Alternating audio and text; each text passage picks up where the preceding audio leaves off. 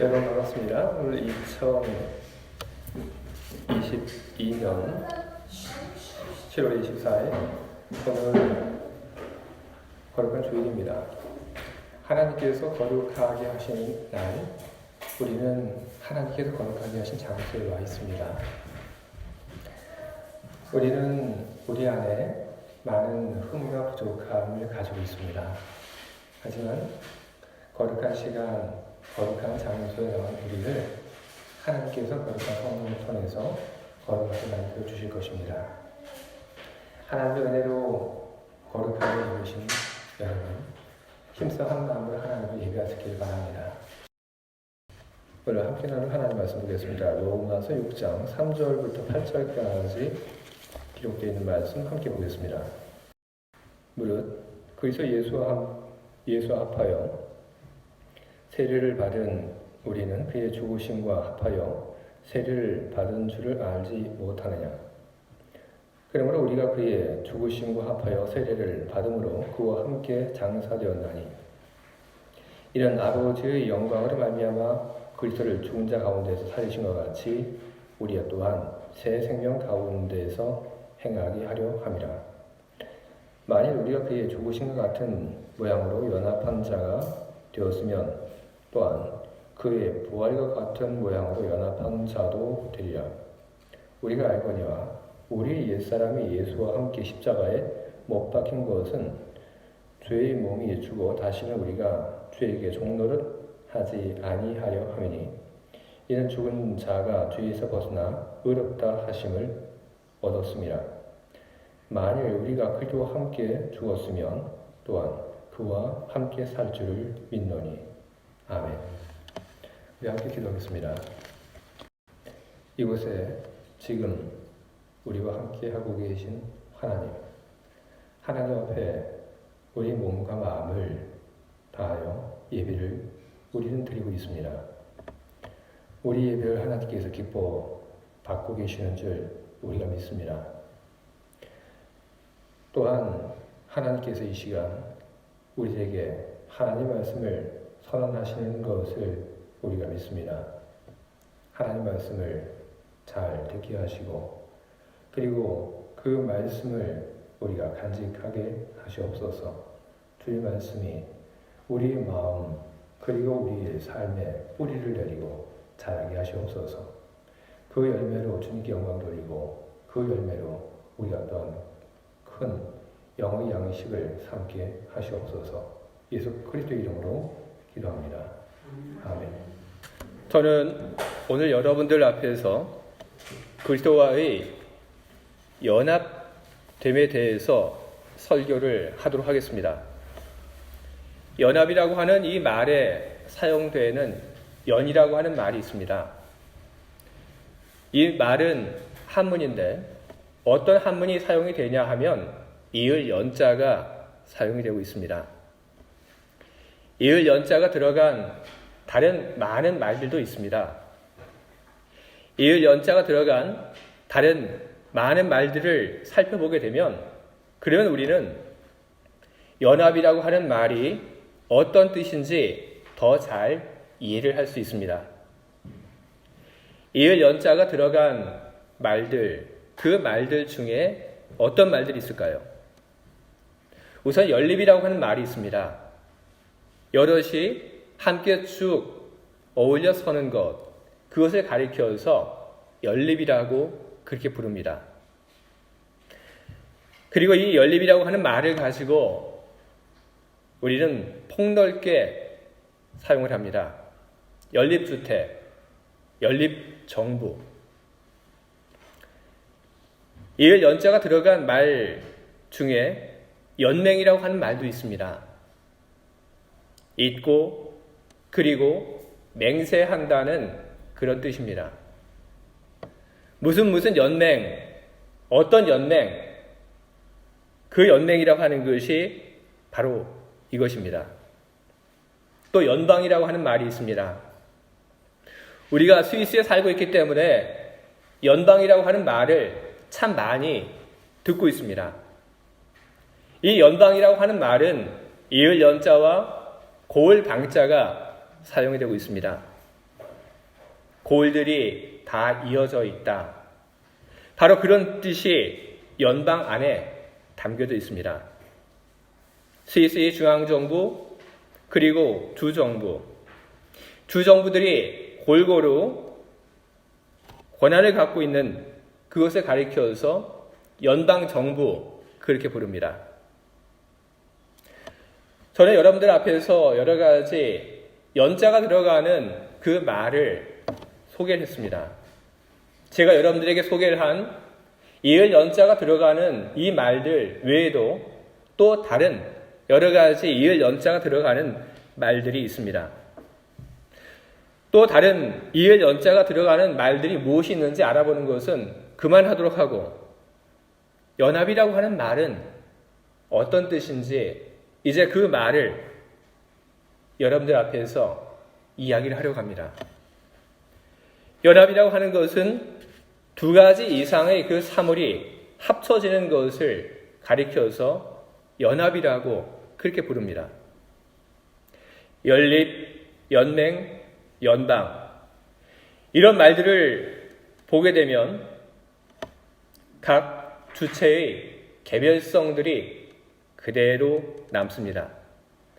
서로 이어져도 본래의 자기가 사라지지 않고 본래의 그 자기 모습이 그대로 남습니다. 그런데 연합이라고 하는 말은 그렇지 않습니다. 합쳐지는 그 과정 속에서 원래의 그 존재가 사라지고 전혀 다른 존재가 되는 것입니다. 바로 그것이 연합인 것입니다. 그래서 오늘 성경 말씀에 이르기를 6장 5절을 보게 되면 이렇게 이야기를 합니다. 예수 그리스도와 하나가 되었으니. 그리고 그 다음 6장 6절에서 이야기를 합니다. 우리는 그분과 함께 십자가에 못 박혀서 죄에 물든 육체는 죽어버리고 예수 그리스도와 함께 하나가 되었기 때문에, 예수 그리스도와 연합되었기 때문에 과거의 나는 없어졌다. 그렇게 성경은 우리들에게 선언을 하고 있는 것입니다. 연합은 합쳐지는 그 과정 속에서 합쳐지는 그 존재의 원래의 모습이 사라지고, 그리고 연합의 그 과정을 통하여 전혀 다른 존재가 태어나게 되는 것입니다. 그리고 연합의 그 과정을 마치게 되게 되면 연합된 그것은 공통의 하나의 운명을 갖게 됩니다. 그래서 예수 그리스도와 연합을 이루게 되면 그 후로는 예수 그리스도와 같은 운명을 나누게 되는 것입니다. 예수 그리스도의 하나된 예수 그리스도와의 연합, 이것은 그러면 도대체 어떻게 이루어지는 것인가? 성경은 우리들에게 예수 그리스도와의 연합이라고 하는 것은 그 관문은 다른 것이 아니라 세례다, 그렇게 이야기를 하고 있습니다. 예수 그리스도와의 그 연합, 바로 그것이 세례로부터 시작이 되고 있다고 이야기를 하는데, 성경이 이야기하고 있는 세례, 그것은 예식 그 이상의 것을 가리키고 있는 것입니다. 오늘 우리가 읽은 이 말씀 속에 등장하는 세례, 예수님과 연합하게 만드는 그 세례라고 하는 것이 단순한 예식 이상의 것이라고 하는 것을 우리는 복음서에 있는 예수님의 말씀을 통해서 우리는 보게 됩니다. 복음서에 있는 예수님의 말씀을 보게 되면 예수님은 두 번씩 다가올 예수님의 그 죽음에 대해서 세례다, 그렇게 말씀을 하고 계십니다. 한 번은 마가복음 10장에 나오고, 그리고 이 이야기가 한 번은 누가복음 12장에 나오고 있습니다. 마가복음 10장 38절에 있는 말씀을 제가 여러분들 앞에서 인용을 하도록 하겠습니다. 예수께서는 너희가 청하는 것이 무엇인지는 알고 있느냐? 내가 마시게 될 잔을 마실 수 있으며 내가 받을 고난의 세례를 받을 수 있단 말이냐? 하고 물으셨다. 누가복음 12장 50절은 이렇게 기록을 하고 있습니다. 내가 받아야 할 세례가 있다. 이 일을 다 겪어낼 때까지는 내 마음이 얼마나 괴로울지 모른다. 마가복음 10장에 있는 이 예수님의 이 말씀은 예수님의 그 제자들이 우리들 중에 누가 더 높은 사람이 될 것인가를 두고 싸우는 그 과정들 속에서 예수님께서 하신 말씀인 것입니다.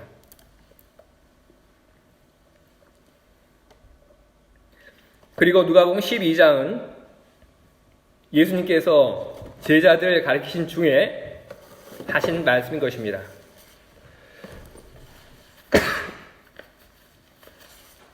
우리는 묻지 않을 수 없습니다. 왜 예수님께서 당신의 그 죽음을 가리켜서 세례라고 이렇게 부르셨는지, 왜일까요? 그 이유는 분명합니다. 예수님께서 당신의 그 죽음을 가리켜서 세례라고 부르신 그 이유는 요단강에서 받으신 그 세례가 십자가의 그 죽음을 통해서 완성되기 때문에 예수님께서 당신의 그 죽음을 가리켜서 세례다, 그렇게 부르신 것입니다. 예수님께서 세례를 받으신 것, 그것은 하나님에게 죽기까지 순종하고 그리고 봉사하기 위해서 예수님께서는 세례를 받으신 것입니다. 우리의 세례도 다를 바 없습니다. 그냥 세례를 한번 받으면 끝이 아닙니다. 우리가 세례를 받는 그 이유는 무엇입니까? 세례는 세례받은 이후의 삶을 통해서 완성이 되는 것입니다. 세례를 받는다고 하는 것, 그것은 나 자신을 위해서 살던 그 삶을 더 이상 살지 않겠다고 하는 하나님 앞에서의 서약인 것입니다. 세례를 받은 이후에 하나님께 순종하고 그리고 예수 그리스도를 위해서 봉사하는 삶을 살겠다는 그 마음으로 우리는 세례를 받는 것입니다. 그리고 우리는 그렇게 살아야 하는 것입니다. 우리가 세례를 받은 이후에 하나님을 위해서 살아야 한다는 것, 우리들이 그와 같은 사명을 가지고 있다고 하는 것, 그것은 우리가 읽은 그 본문 뒤에 분명하게 기록이 되어 있습니다. 공동번역으로 로마서 6장 10절과 11절에 있는 말씀을 여러분들 앞에서 인용하도록 하겠습니다. 그리스도께서는 단 한 번 죽으심으로써 죄의 권세를 꺾으셨고 다시 살아나셔서는 하나님을 위하여 살고 계십니다. 이와 같이 여러분도 그리스도 예수와 함께 죽어서 죄의 권세를 벗어나 그와 함께 하나님을 위해서 살아야 한다고 생각하십시오. 아멘. 하나님은 우리가 하나님을 위해서 살기를 바라고 계십니다. 바울은 그와 같은 하나님의 마음을, 하나님의 뜻을 우리들에게 전해 주었습니다. 세례를 받고 그리고 그 다음부터 하나님을 위해서 산다는 것, 바로 그런 세례를 오늘 우리가 읽은 본문에서는 세례라고 그렇게 부르고 있는 것입니다. 우리가 세례를 받고 그리고 그 다음에 우리의 생명을 다하기까지 하나님을 위해서 살아가게 될 때 바로 그런 세례가 우리를 예수 그리스도와 연합하게 만드는 것입니다. 하나님을 위해서 우리들이 살려면 여러분, 우리는 욕망에 굴복해서는 안 됩니다. 욕망에 굴복하며 살아가는 삶, 이것을 성경은 죄라고 부르고 있습니다. 우리는 예수 그리스도를 믿음으로 죄의 용서를 받고 의인으로 선언이 되었습니다. 하지만 우리는 압니다. 우리 안에 여전히 죄의 흔적이 남아있다고 하는 것을, 우리는 우리 안에 죄의 습관이 남아있다고 하는 것을 우리는 알고 있습니다. 우리는 이것을 바꿔나가야 하는 것입니다. 우리 안에 있는 이 죄의 흔적들, 우리 안에서 나오는 이 욕망, 이런 것들이 왜 끊임없이 계속 나오게 되는가? 그 이유는 다른 데 있지 않습니다. 그 이유는 아직 나 중심의 생각을 버리지 못하기 때문에 그런 것이 나오는 것입니다. 나 중심의 생각은 하나님 중심의 삶을 살려고 하는 우리 결심을 자꾸 방해를 하게 됩니다. 하나님을 위해서 살겠다고 하는 나의 길을 막고 다른 길로 걷게끔 만드는 것이 나 중심의 생각인 것입니다. 나 중심의 생각은 자꾸 내 것을 만들려고 합니다. 바로 그것이 욕망입니다.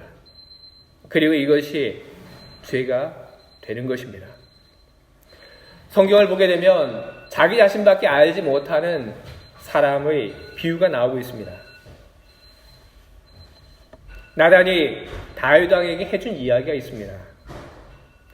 나단 선지자가 다윗 왕을 찾아가서 임금님께 드릴 이야기가 있다고 하고 이렇게 이야기를 꺼냅니다. 임금님, 어떤 성에 두 사람이 살고 있습니다. 한 사람은 아주 큰 부자였습니다.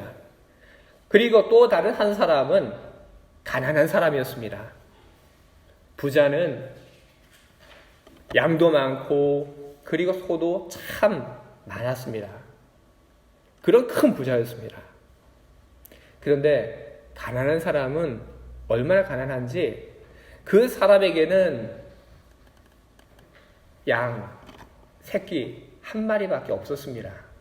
그래서 가난한 사람이 자기의 그 어린 그 양을 얼마나 사랑했는지 모릅니다. 마치 자기 자식을 돌보는 것처럼 그 양을 아끼고 돌봐주었습니다. 그런데 임금님, 어느 날 부자에게 손님이 찾아왔습니다. 근데 그 손님을 대접하기는 해야 할 텐데 부자가 자기의 짐승을 잡아서 손님을 대접하자니 너무 아까워서 가난한 사람의 그 짐승을 빼앗아 그것을 가지고 대접을 했습니다. 다윗이 이 이야기를 듣고 너무나도 흥분했습니다. 우리는 그 이야기를 잘 알고 있습니다. 다윗은 이 이야기가 자신을 가리키는 비유라고 하는 것을 전혀 알지 못하고 있었던 것입니다. 자기 중심의 생각을 하고 있는 사람, 그 사람은 자기를 모릅니다. 내가 어떤지, 내가 나 자신밖에 알지 못하는 삶을 살고 있다고 하는 것을 모릅니다. 그리고 자기 자신을 중심으로 생각하는 사람, 그 사람은 탐욕을 늘 달고 사는 사람이고, 그리고 탐욕스러운 사람에게 세상은 불편하고 그리고 궁핍한 그런 곳일 수밖에 없습니다. 왜냐하면 아무리 쓸어 담아 나의 것으로 만든다 하더라도 세상의 모든 것을 다 쓸어 담아 나의 것으로 만들 수 없기 때문에 그런 것입니다.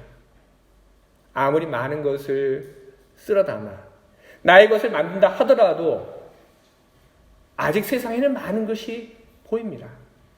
그래서 그것을 보면서 탐욕스러운 사람은 늘 마음에 궁핍함과 그리고 불편함을 가지고 살게 되는 것입니다. 오스카 와일드의 거인의 정원이라고 하는 그런 이야기가 있습니다. 커다란 정원을 소유한 거인이 어느 날 멀리 여행을 떠나게 됩니다.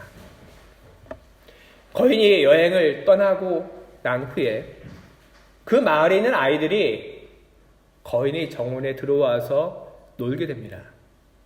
아이들은 그 거인의 정원에 들어와서 재밌게 놀았습니다. 그리고 몇 년 동안 그런 아이들의 생활은 계속 반복이 되었습니다. 그런데 먼 여행을 떠났던 거인이 드디어 집으로 돌아왔습니다. 거인이 자기 집으로 돌아와서 아이들이 자기 집 정원에 들어와서 놀고 있는 것을 보면서 거인이 무척 불편한 마음이 들었습니다. 거인은 자기 집 정원에서 재미있게 놀고 있는 아이들을 다 내쫓았습니다. 그리고 아이들이 다시는 들어오지 못하도록 문을 걸어 잠갔고, 그것만으로도 부족해서 거인은 그 정원에 있는 담의 높이를 더 높이 쌓는 그 일을 했습니다. 아이들은 더 이상 거인이 정원에 들어오지 못합니다. 그런데 거인이 문을 걸어 잠그고 담을 높인 그 이후부터 거인의 정원 그 안에는 겨울이 시작이 됩니다.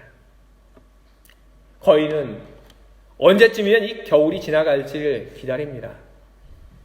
그런데 아무리 시간이 지나도 거인의 정원 안에 겨울은 지나가지 않습니다. 담 밖에는 봄이 왔고 여름이 왔고 그리고 가을이 왔습니다. 그런데도 거인의 정원 안에는 여전히 겨울이었습니다. 거인의 정원의 겨울, 그것은 탐욕스러운 사람의 마음인 것입니다. 탐욕스러운 사람은 아무리 많은 것을 가졌다 할지라도 그 사람의 마음은 늘 겨울과 똑같습니다. 탐욕스러운 마음을 가지고 있는 사람, 그 사람은 행복하지 않습니다. 그리고 그 사람은 하나님을 위한 일을 절대로 할 수 없습니다.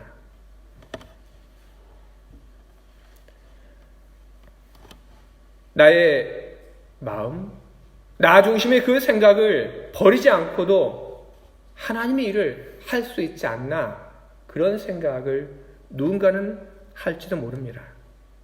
하지만 절대로 그런 일은 일어나지 않습니다. 왜냐하면 나 중심의 그 생각이, 나 중심의 마음이 하나님 중심의 일을 하려고 할 때마다 방해를 놓기 때문에 그런 것입니다. 우리가 정말 하나님의 일을 하려면 나 중심의 그 생각을 내려놓아야 하는 것입니다. 그 다음에 비로소 우리는 하나님의 일을 할 수 있는 것입니다. 하나님의 일이라고 하는 것은 여러분 결코 멀리지 않습니다. 우리가 나 중심의 그 생각과 나 중심의 마음을 내려놓게 되면 우리는 우리 삶 가까운 곳에서 하나님을 위해서 할 수 있는 많은 일들이 있다고 하는 것을 우리는 보게 됩니다. 우리 가정생활 속에서 우리는 하나님을 위한 일들을 할 수 있습니다. 하나님을 알지 못하는 사람, 나밖에 알지 못하는 사람은 가족들에게도 이야기를 합니다. 나를 위해서 해라. 그리고 가족들에게 늘 불평불만을 쏟아놓고 이렇게 해라 저렇게 해라 이야기를 합니다. 그것은 하나님께서 바라시는 모습이 아닙니다. 하나님을 마음에 두고 하나님을 위해서 사는 사람은 가정생활을 그렇게 하지 않습니다. 아내는 남편을 사랑합니다. 남편은 아내를 사랑합니다. 부모에게 순종합니다. 그리고 자녀를 아끼고 칭찬하고 노력해 하지 않습니다. 그것이 하나님을 생각하는 사람의 삶인 것입니다. 하나님의 일이라고 하는 것은 우리 직장 생활 속에서도 할 수 있습니다. 직장 동료와 잘 지내고 그리고 맡겨진 그 일을 열심히 해나가는 것, 바로 그것이 하나님의 일입니다. 교회 생활을 잘하는 것, 그 속에서도 하나님의 일을 우리는 할 수 있습니다. 예배 잘 드리고 주일 성수하고 헌금 생활 잘하고 봉사하고 그리고 다른 사람을 섬기는 일을 잘하는 것, 우리는 그것이 얼마나 중요한 것인지 우리는 들어왔습니다. 바로 그런 일들이 하나님을 위한 일들인 것입니다. 하나님의 영광을 위해서 우리들 주변에 있는 일들을 해 나가기 시작한다면 하나님께서 그 일을 잘하는 사람에게 더 많은 일들을 맡겨주시고 그 사람을 통하여 더 커다란 일들을 이루어 가실 것입니다. 하나님의 영광을 위해서 살겠다. 그 결심을 하고 새로운 생활 시작을 하면 하나님이 힘을 주십니다. 우리는 우리의 것을 만드는 그 일을 우리는 멈추게 되면 우리는 걱정을 하게 됩니다. 그러나 그런 걱정을 이길 힘은 어디서부터 오는 것입니까? 그 힘은 바로 하나님으로부터 오는 것입니다. 하나님께서 하나님을 위해서 살아가는 그 사람에게 힘을 주신다고 하는 것. 그것을 오늘 성경은 우리들에게 분명히 약속을 하고 있습니다. 공동번역으로 로마서 6장 4절을 보게 되면 이렇게 기록되어 있습니다. 그리스도께서 아버지의 영광스러운 능력으로 죽은 자들 가운데에서 다시 살아나신 것처럼 우리도 새 생명을 얻어 살아가게 된 것입니다. 로마서 6장 14절에 있는 말씀을 통해서도 하나님께서는 우리들에게 도움을 주시고 우리 힘이 되어 주실 것을 약속을 하고 계십니다. 여러분은 율법의 지배를 받는 것이 아니라 은총의 지배를 받고 있으므로 죄가 여러분을 지배할 수 없을 것입니다. 주의 사랑하는 교회 여러분, 예수님과 연합되는 그 방법에 대해서 우리는 이제 알게 되었습니다. 예수님과 연합되는 그 길이 무엇인지 이제 우리가 그것을 오늘 알게 되었다면 이제 우리는 그것을 위해서 살아가야 할 것입니다. 예수님께서 당신의 온 힘을 다하여 당신의 그 생명을 다하여 하나님을 위해서 살아가신 것처럼 주의 사랑하는 교회 여러분들도 그렇게 하시기 바랍니다. 우리가 그렇게 해갈 때 우리는 예수 그리스도와 연합되게 될 것입니다. 그리고 예수 그리스도와 하나 된 우리들에게 하나님은 큰 힘과 은혜를 내려주실 것이고 예수 그리스도와 연합된 우리는 새로운 운명과 새로운 미래를 가지게 될 것입니다. 하나님을 위한 삶을 여러분 살아가시기 바랍니다. 하나님을 위한 삶을 살아갈지 말지 테스트하는 것을 우리는 이제 그만해야 할 것입니다. 하나님을 위해서 여러분 살아가시기 바랍니다. 나 중심의 생각, 마음 내려놓고 하나님 중심의 생각, 하나님 중심의 마음으로 살아가시는 여러분 모두에게 하나님이 주시는 큰 은혜와 복이 언제나 함께하기를 주님의 이름으로 축원을 드립니다. 아멘.